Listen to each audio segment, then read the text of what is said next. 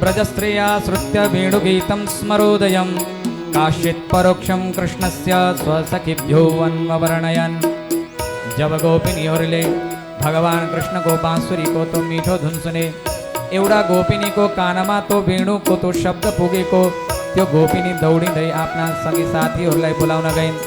कृष्ण को चर्चा गर्न लागेकी छिन्, तर कृष्ण को चर्चा गर्न सकेकी छैनन् किनकि उनको कण्ठ अवरुद्ध भएको छ। कृष्ण को याद हुनाले अत्यन्त पीडा भइरहेको छ। बल्ल बल्ल गोपिनीले भगवान श्री कृष्ण को तो स्वरूप को झाँकी को दर्शन देखेर त्यसको वर्णन गर्न थालिन्। भगवान श्री कृष्ण वृन्दावनमा त्यो वनमा गाई चराउँदै कस्तो स्वरूपमा हुनुहुन्छ यो श्लोकमा वर्णन गरिएको। भगवान श्री कृष्ण को स्वरूप को वर्णन। बर्हा पीडं नटवर वपुः कर्णयो कर्णिकारं बिभ्रदवासः कनककपिशं वैजयन्तीं च मालां रन्ध्रान् वेणोरधर सुधया पूरयन् गोपवृन्दैर् वृन्दारण्यं स्वपदरमणं प्राविशद गीतकीर्तिः।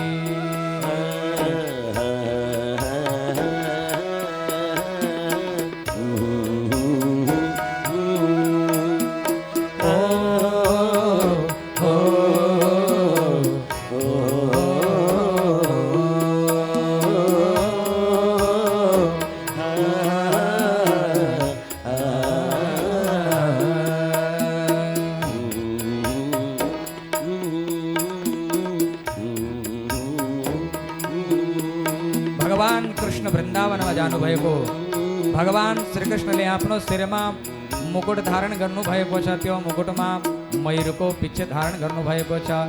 आफ्नो शरीरमा पीताम्बरलाई धारण गर्नुभएको छ। यति मात्र नभइकन भगवान श्री कृष्णले आफ्नो कमरमा बाँसुरीलाई राख्नुभएको छ। कहिले काहीँ त हातमा बाँसुरी राख्ने, तिरिरिरी बाँसुरी बजाउने, कहिले ओछ्यानमा जाँदाखेरि सँगै नै बाँसुरी राख्ने, यस्तो कृष्णको बानी भगवानको कस्तो मिठो बानी हो। आज भगवानले जुन पीताम्बर धारण गर्नुभएको छ, मानव यस्तो दर्शन भएको छ कि साक्षात सूर्य नारायणलाई नै आफ्नो वस्त्र बनाएर धारण गर्नुभएको।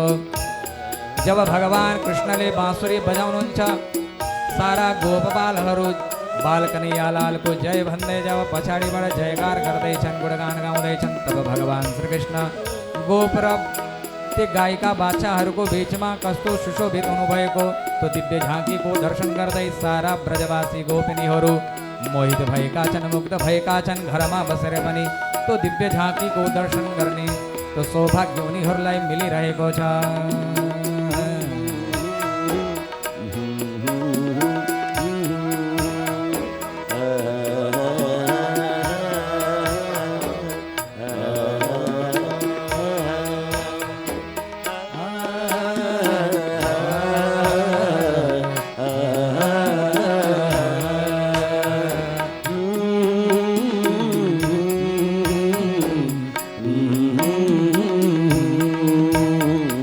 गोपिनीले भनिन्, हे सखी, नेत्रधारीहरूको सफलता त यसैमा नै हो। भगवानले आँखा दिनुभयो, किन दिनुभएको? केवल संसारलाई मात्र दिनुभएको होइन। यी नेत्रहरूको सफलता त यसैमा नै छ। यी नेत्रमा श्याम सुन्दरको छविको दर्शन होस्। यी नेत्रले भगवान कृष्णको दर्शन गरून्। कस्तो कृष्णको? भगवान कृष्ण जब गाई चराउँदै साँझ प्रहरमा गोधुली बेलामा बलभद्रको साथमा जब गोठमा आगमन हुन्छ, त्यो बेलामा सखाहरूको बीचमा, ती गाईहरूको बीचमा श्रृङ्गारित भएका ती ठाकुरजी भगवान श्री कृष्ण यस्तो सुशोभित हुनुहुन्छ, मानो कि दुल्हा बनेर आउनु भएको छ, मानो नटवर बनेर आउनु भएको छ। यस प्रकारको शोभा भइरहेको हुन्छ। अक्षणवतां फलमिदं न परं विदामः सख्यः पशुननु विवेशयतुर्वयस्सैः वक्त्रं व्रजेश सुतयोरनुवेणुजुष्टं निर्वाणिपीतमनुरक्तकटाक्षमोक्षम्।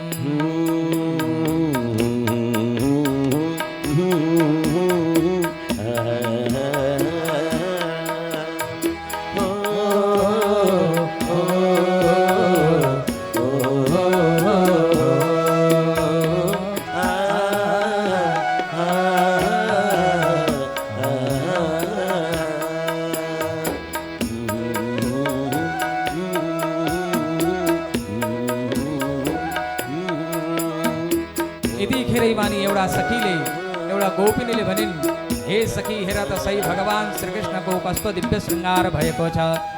भगवान कृष्ण जब वृन्दावनमा जानुहुन्छ, जस्तो मौसम जस्तो ऋतु आएको छ, ऋतुको अनुरूप खिलेका फूल पुष्पहरू वृक्षका पातहरू लिएर भगवान श्याम सुन्दरलाई ती गोप बालकहरूले सजाउने गर्दछन्, श्रृङ्गार गर्ने गर्दछन्। आहा, यो शरदकालीन बेलामा आँपका पत्ता लिएर आम्र प्रवाल बरहस्तवकोत्पलाब्ज मालानुपृक्त परिधान विचित्र वेशौ। आमका पात लिएर ती आँपका पातले माला बनाएका छन्, मुकुट बनाएका छन्, हातमा कंगन बनाएका छन्, भगवान कृष्णलाई धारण गराएका छन्। आहा, क्या सुन्दर भगवानको छवि छ। एउटी सखीले भनिन्, एउटी गोपिनीले भनिन्, कस्तो सौभाग्य यो वृन्दावनको। यो वृन्दावनलाई कसले चिनेको थियो र नि? जबबाट भगवान कृष्ण कन्हैया यो वृन्दावनमा आउनुभएको, तबबाट बल्ल वृन्दावनको महिमा बढेको यो धरतीमा भनेर ती गोपिनीले भनिन्। यतिमा नि एउटी सखीले भनिन्, हे सखी हेर त सही, यो बाँसुरीले के तप गरेको। भगवान कृष्णले जुन बाँसुरी बजाउनुहुन्छ, यो बाँसुरीले के तप गरेको रहेछ। हामी भगवानको साथमा सदैव सँगै बस्न चाहन्छौँ, फेरि पनि हामी चेतन भएर पनि सँगै बस्न पाएका छैनौँ। तर यो बाँसुरी वंश, बाँसको वंशमा जन्म लिएर पनि, जड वंशमा जन्म लिएर पनि प्रतिपल भगवानको श्री अङ्गको साथमा नै रहन्छन्। यस्तो सौभाग्य पाएकी छिन्। कहिले भगवानले बाँसुरीलाई मुखमा राख्ने, ये भगवानका जुन ओठ हुन्, तलको जुन ओठ हो, तलको ओठ मानो गद्दा हो, यो गद्दामा बाँसुरी रूपी प्रेयसीलाई भगवानले सुताउनु भएको छ। अनि माथिको जुन ओठ हो, अधर हो, यो अधरले मानो त्यो गोपिनीलाई भगवानले छाउ दिनु भएको छ। यसै प्रकार नै भगवान श्रीकृष्णले जब बाँसुरीलाई आफ्ना अमला चलाउनुहुन्छ, त्यो अमला चाल्दाखेरि यस्तो लाग्छ कि बाँसुरीको चरण सेवा गरिरहनु भएको छ। यस प्रकारको सौभाग्य यो बाँसुरीले प्राप्त गरेकी छिन्। आखिरीमा यिनले के तप गरेकी रहेछन् जो यस्तो सौभाग्य यिनले पाएको। एक दिन त ती गोपिनीहरूले बाँसुरी खोसे, चोरी गरे, भगवानको बाँसुरी चोरी गरे। अनि कुनामा लगेर एक दिन सारा गोपिनीहरू मिलेर बाँसुरीलाई सोधे कि हे बंशी, तिमीले के तप गरेको कि तिमीले यो सौभाग्य पाएको। बंशीले भनिन्, मैले कुनै तप गरेको छैन, फेरि पनि मलाई लाग्छ केही गुण ममा छन्। भगवान सायद तिनै गुणबाट प्रसन्न हुनुभयो। कस्ता गुण छन्? पहिलो गुण, म निर्विकारी छु, बाँसुरीमा कुनै विकार हुँदैन, कहीँ कुनै प्रकारको गाँठ हुँदैन, निर्द्वन्द हुन्छ, विकार रहित हुन्छ। दोस्रो, मैले प्रत्येक ऋतुको मार सहेको छु। बर्खा लाग्यो, बर्खालाई सहे, ग्रीष्म ऋतु आयो, ग्रीष्म ऋतुलाई सहे। यसै प्रकार शीत ऋतु आयो, शीत ऋतुको मार पनि मैले सहे। जीवनमा जस्ता जस्ता समय आए, सम विषम परिस्थिति, सबै परिस्थितिलाई मैले सहन गर्दै गएँ। कहिल्यै पनि मैले गुनासो गरिनँ, भगवानको प्रसादी सम्झेर मैले स्वीकार गरेँ। शायद यही कारणले होला परमात्मा मबाट रिझाएको। बाँसुरीले सङ्केत गरिन्, जीवनमा जस्तो परिस्थिति आए पनि सम बेसम दुवै परिस्थितिमा समत्तम योग उच्चते, सम रहनु, भगवान प्रसन्न हुनुहुन्छ। मनमा कुनै प्रकारको गाँठो नराख्नु, कुनै प्रकारको विकार नराख्नु। र बाँसुरीले भनिन्, मेरो एउटा अर्को गुण छ, म आफै कहिल्यै पनि बोल्दिनँ जबसम्म भगवान कृष्णले बोल भन्नुहुन्न, जबसम्म भगवान स्वयं बोलाउनुहुन्न, बोल्नुहुन्न। आफै कहिल्यै पनि केही नबोल्नु, भगवानले जे बोलाउनुहुन्छ, जे गराउनुहुन्छ त्यही गर्नु, अर्थात् भगवत आज्ञामा म रहने गर्नेछु। यस प्रकार ती बाँसुरीले भनिन्।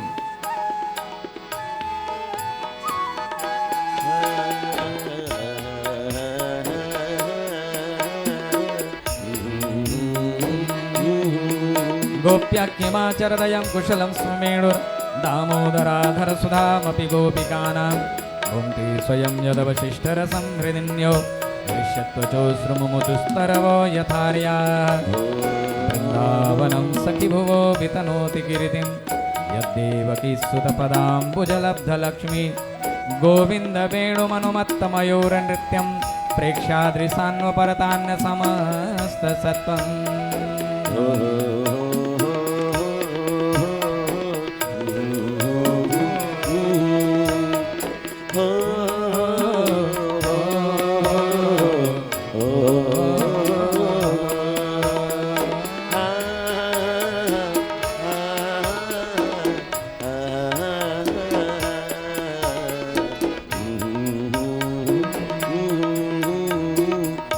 एवढी सखीले एवढी गोपिनीले भनिन् कि हेर त सही वनमा जुन हिरण यी हरिणीहरू जुन दौडिरहेका छन् यी कस्ता सौभाग्यशाली हुन्। यिनीहरूलाई जब भगवान कृष्णको दर्शन गर्ने इच्छा हुन्छ आफ्नो पतिको साथमा परिवारको साथमा जान्छन्। हाम्रो जीवनमा कस्तो मर्यादा, हामीले चाहेर पनि आफ्नो मनमर्जीले भगवान कृष्णको द्वारमा जान नपाउने। कहीँ त पतिको भय हुन्छ, कहीँ सासू ससुराको भय हुन्छ, कहीँ समाजको भय, कहीँ कुलको भय, कहीँ वैदिक मर्यादाको भय, कहीँ लोक मर्यादाको भय रहन्छ।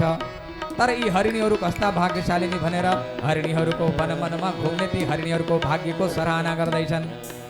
धन्यास्म मूढमतयोऽपि हरिण्येता यानन्दनन्दनमुपात्त विचित्रवेशम् आकर्णवेणुरणितं सह कृष्णसाराः पूजां दधुर्विरचितां प्रणयावलोकै।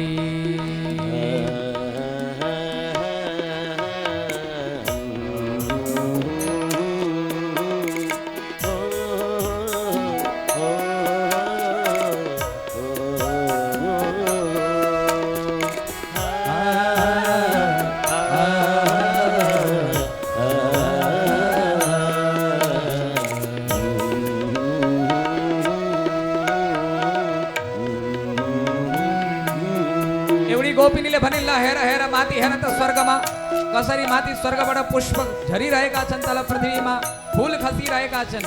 ये क्या हो सकियो भनेर सोध्दाखेरि लौ हेर यहाँ मृत्युलोकमा मात्रै होइन, स्वर्गका देवीहरूले पनि जब कृष्णको बाँसुरी सुने तब उनीहरू पनि मोहित भए, आफूलाई खप्न सकेनन् अनि उनीहरूको अङ्ग अङ्ग शिथिल भइरहेको छ। केशमा जुन फुलहरू लाएका छन्, जुन माला गुथेको छ, जुडा बनाएको छ, ती मालाबाट फूल टुटेर माथि स्वर्गबाट तल भगवान श्रीकृष्णको चरणमा खस्दैछन्, भगवानको पूजा गर्दैछन्। यति मात्र नभइकन हेर त सकी गाईहरूको सौभाग्य कस्तो, यी गाईका बाछाहरूको सौभाग्य कस्तो। जब कृष्णको बाँसुरीको धुन सुन्छन्, यी बाछा बाछीहरूको कानबाट जब कृष्णको त्यो वेणुको स्वर जान्छ, तब आमाको दुध पिउन लागेका ती बाछा बाछीहरूले दुध पिउन छोडिदिन्छन्। आहा, तन्मय भएर उनीहरूले कृष्णको बाँसुरीको स्वाद लिइरहेका हुन्छन्। गावश्च कृष्ण मुख निर्गत वेणु गीत पीयूषमुत्तभित कर्णपुटै पिबन्तः शावास्मतस्तनपयः कबलास्मतस्तुर गोविन्दमात्मनिदृशाश्रुकला स्पृशन्त्यः देवो विमानगतय स्मरनुन्नसारा भ्रश्यत प्रसूनकपरा मुमुहुर्विनिभ्यः।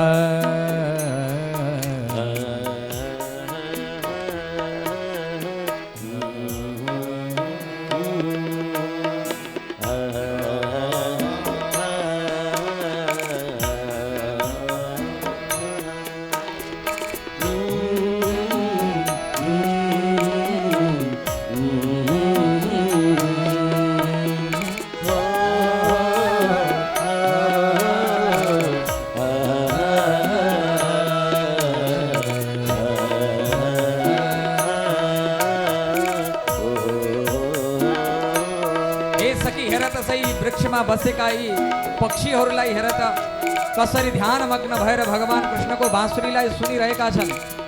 मलाई त यस्तो लाग्छ कि साधारण पक्षी हैनन्, यी त ऋषिमुनिहरू, साक्षात ऋषिमुनिहरू जो पक्षीको रूप धारण गरेर भगवान कृष्णको त्यो रूप सुधाको दर्शन गर्दै वेणु सुधाको पनि आनन्द लिइरहेका छन्। प्रायो बताम्ब विहगा मुनयो वनेस्मिन् कृष्णेक्षितं तदुदितं कलवेणु गीतम् आरुह्य ये द्रुमभुजान् रुचिरप्रवालान् शृण्वन्तमीलितदृशो विगतान्यवाचः नद्यस्तदा तदुपधार्य मुकुन्दगीत मावर्तलक्षितमनोभवभग्नवेगाः आलिङ्गनस्थगितमुर्मि भुजैर्मुरारिर्गृह्णन्ति पादयुगलं कमलोपहारा।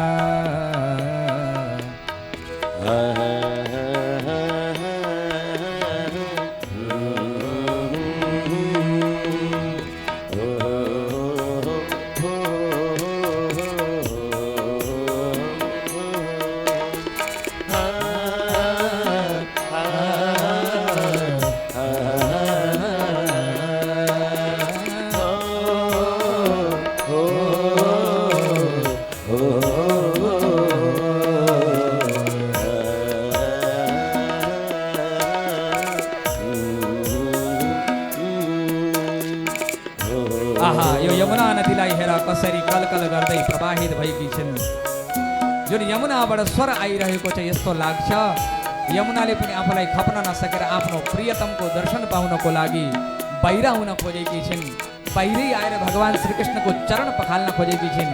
ए सखी हेर त सही आकाशमा त बादल पो आइसके त नि, यो क्या हो भनेर सोद्धाखेरि एउटी सखीले भनिन् ए आकाशहरूले पनि भगवान कृष्णलाई हेरे कि भगवान कृष्णलाई ताप भइरहेको छ, गर्मीको बेला भगवानलाई छाउँ दिन पर्यो भनेर यी बादलहरू कृष्णको शिरमा आइरहेका छन्। दृष्ट्वा तपे ब्रज पशुन् सह राम गोपैः संसारयन्तमनुवेणु मुदीरयन्तं प्रेम प्रवृद्ध उदितः कुसुमावलीभिः सख्युर्व्यधात् स्ववपुषां बुदयातपत्रम्। यी वनमा हिँड्नेवाला वनमा बस्ने बनौकस जुन भील कौल जातिका जुन प्रजातिहरू हुन् वन मानुषहरूलाई हेर, यी वनमा बस्ने नागरीहरूलाई हेर, यी नारीहरूलाई हेर, यिनीहरूको पनि कस्तो सौभाग्य कि जब यिनी वनबाट निस्किएका हुन्छन् भगवान श्रीकृष्णको चरण कमल जहाँ परेको हुन्छ त्यहाँ शङ्ख चक्र गदा पद्मको चिन्ह अङ्कित हुन्छ। साथीहरूले केही न केही घरबाट आउँदाखेरि चन्दन कुमकुम पराग आदि लेप बनाएर ल्याएका हुन्छन् कि जङ्गलमा ठाकुरजीलाई कृष्णलाई यदि पाउमा कष्ट भयो भने पाउमा त्यो लेप लगाइदिने भनेर त्यो लेप लगाइदिँदाखेरि चन्दनको लेप लगाइदिँदाखेरि त्यो चन्दनको लेप जब त्यहाँ अङ्कित हुन्छ त्यो वनमा बस्ने नारीहरू जब त्यहाँबाट निस्केका हुन्छन् कृष्णको दर्शन नपाए पनि कृष्णको चरणमा अङ्कित भएको त्यो लेपलाई आफूले पाउँदाखेरि उनीहरूले आफ्नो वक्षस्थलमा लगाउँछन् र हृदयको पीडालाई मेटाउँछन्। पूर्णः पुलिन्द उरुगाय पदाब्ज राग श्रीकुङ्कुमेन दयितास्तनमण्डितेन तद्दर्शन स्मररुजस्तृणरूषितेन लिम्पन्त्य आननकुचेषु जहुस्तधाद्धिं हन्ताय मद्रिरबला हरिदासवर्यो यद् रामकृष्णचरणस्पर्श प्रमोदः मानं तनोति सह गोगणयोस्तयोर्यत् पानीयसूयवसकन्दरकन्दमूलै।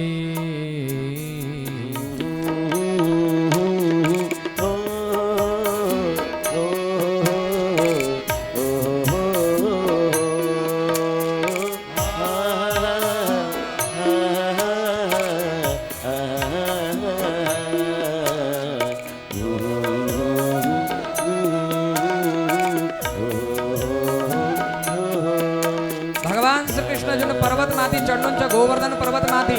ती गोवर्धन पर्वत पनि कति सौभाग्यशाली रहेछन्।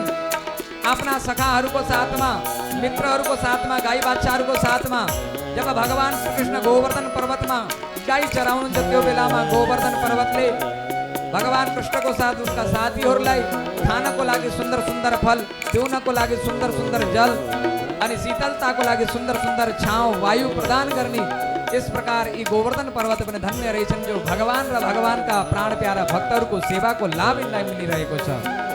यी सखाहरू पनि कति भाग्यमानी हुन् जो अहर्निश भगवान श्रीकृष्णको साथमा नै रहने गर्दछन्, रमण गर्ने गर्दछन्, सँगै खान्छन्, सँगै बस्छन्, सँगै सुत्छन्, क्रीडा गर्छन्, हाँस्छन्, रुन्छन्। इस प्रकारको सौभाग्य त अनन्त जन्मको पुण्यको प्रतापले पनि मिल्न सक्दैन, भगवानको स्वयंको नि कृपा भएको मानेको यस्तो लाग्छ। गागोपकैरनुवनं नयतोरुदार वेणुस्वनैः कलपदैस्तनुवृत्सु सख्यः अस्पन्दनं गतिमतां पुलकस्तरूणां निर्योगपाशकृतलक्षणयोर्विचित्रम्।